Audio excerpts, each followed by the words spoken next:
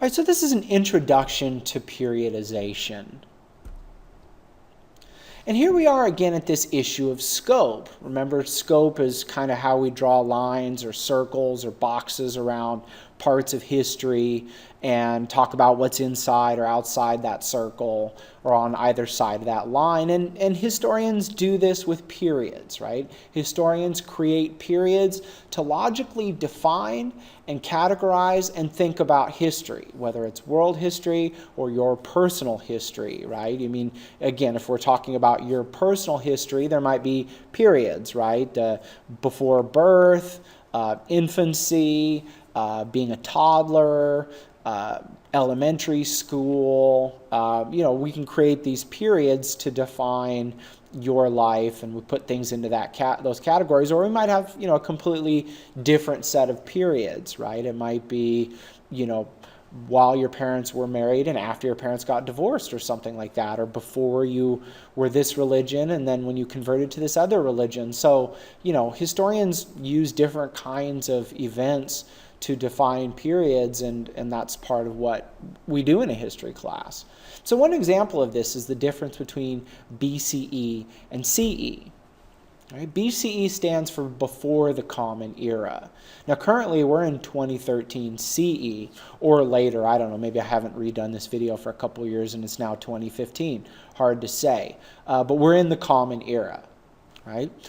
So what marks the beginning of the Common Era?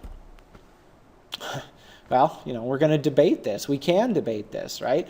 Me personally, when I graduated from high school, it was 1995 AD. And that's the way we talked about history. That's the periodization we used when I was in high school.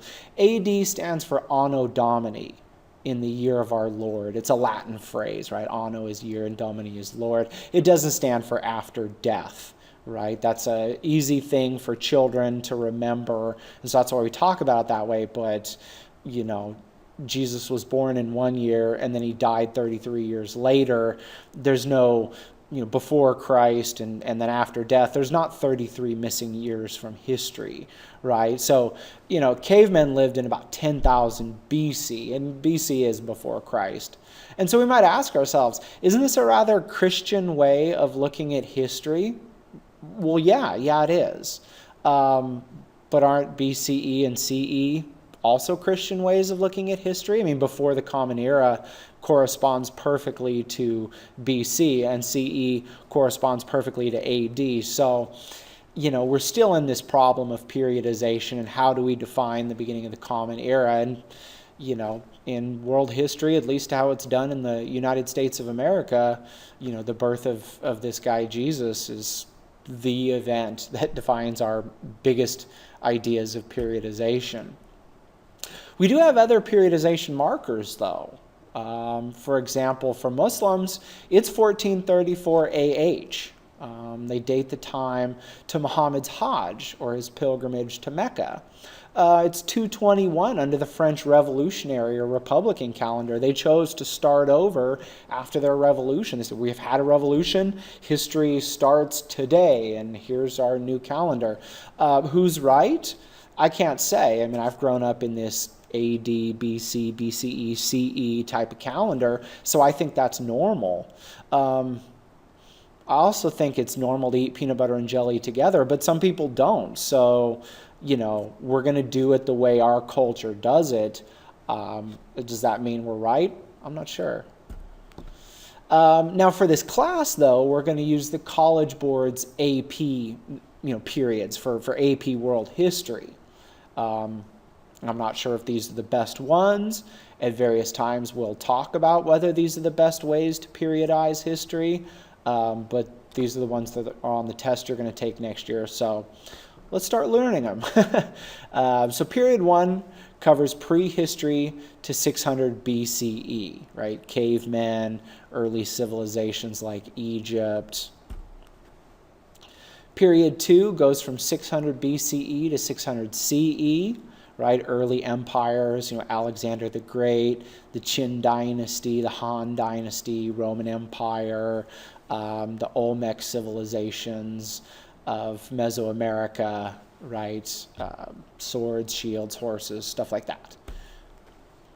Period 3, which is the last period that we're going to study in freshman world history this year, goes from 600 to 1450 CE, right? The origins of Islam, the expansion of Islam, the Mayan city-states, the development of the Inca Empire, the development of the Catholic Church, Western Europe, the Tang and the Sung dynasties of China, early Japan, the Mauryan Empire of India, all that stuff.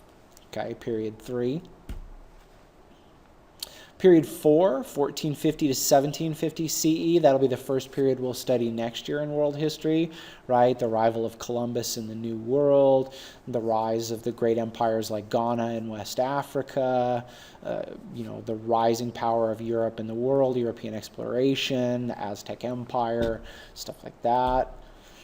Period 5 is 1750 to 1900 CE, industrialization, European imperialism and really takeover of the world, the growing power of Japan and Russia, the early United States, things like that.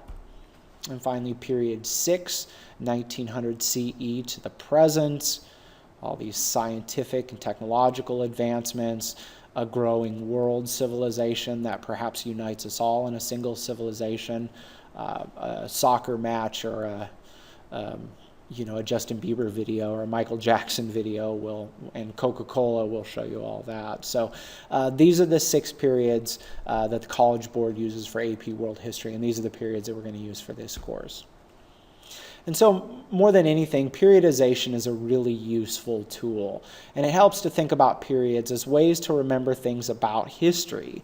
And really, you notice I used a lot of pictures here.